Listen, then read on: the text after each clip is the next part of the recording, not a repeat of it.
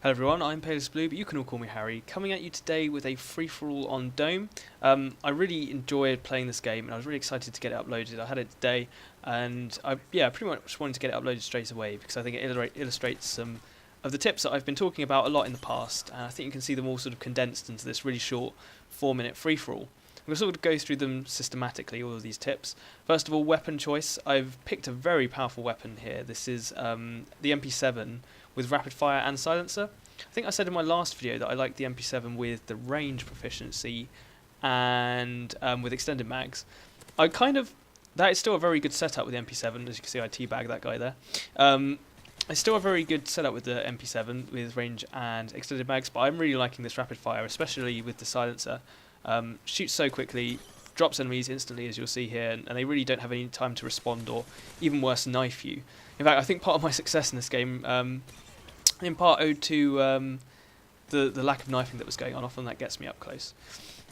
I'm also using sound effectively. Again, as you see, I start off with sitrep. That's my normal third perk that I begin with, and I recommend that if you've got a good sound system, you do that, or in fact, if you're really serious about getting good at the game and really serious about improving your game, something you can do is, you don't have to do it, but I highly recommend is you buy a headset. They don't have to be really expensive. They can be as cheap as sort of £30–40. You can get a headset, and that will help you out a lot, and it will let you hear enemies. As I say, I'm usually aware of where enemies are before I see them, simply because I can hear their footsteps, and it sounds very loud with Sitrep Pro.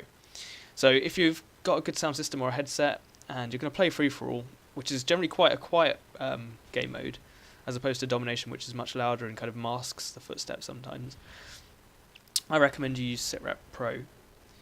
I'm also patrolling. Again, I've talked about this in depth before, and I've mentioned it quite a lot. I just really want to make you aware that I am patrolling again. As you see, I stick to this area pretty much the whole time, and it really rewards me because I'm in complete control, and pretty much anyone who comes into this area ends up dead. Even that guy who killed me with my only death. Unfortunate to die on 20, really. I'm also pre-aiming corners as I go around. This is something I've been doing more often, especially as I've started to run Stalker in my strike chain. As you see, I've got it in this game, and I've been using it in my strike chain a lot today. I've been pre-aiming the corners a lot, and I'm sure you'll see it in a minute. This helps because obviously it takes time to go down your sights. The time it takes depends on the weapon. With SMGs, it's a comparatively short time. But you still want to cut down your time to kill as much as possible. So if you can go around corners with your sights up already, as you see there, I'm pretty much aiming as I go around the corner all of this time. And that saves you sort of having to go down the sights and wasting a little bit more time, and that's so often the difference between living and dying. The last thing I want to recap is shooting in the back. I made a video about this. I had a sort of a free-for-all on grid, and I went around and I showed you, and I kind of spoke a little bit about shooting people in the back and why it's really effective, and if possible it's a good idea to shoot people in the back. There are a few instances in this game where I sort of go round and I flank people, and that really helps because it means that you're not fighting people head on. The more head on fights you sort of partake in, the more likely it is you're going to die. You can only win so many head on fights, and the games in which you do best are often the ones in which people don't fight you head on. They don't even know you're there.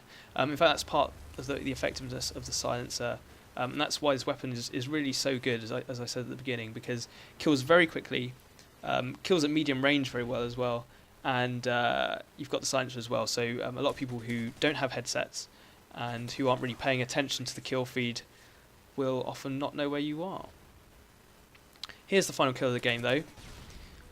Quick 30 for 1. I hope those tips were clear, and got plenty more by way of videos to come. Thanks a lot, everyone.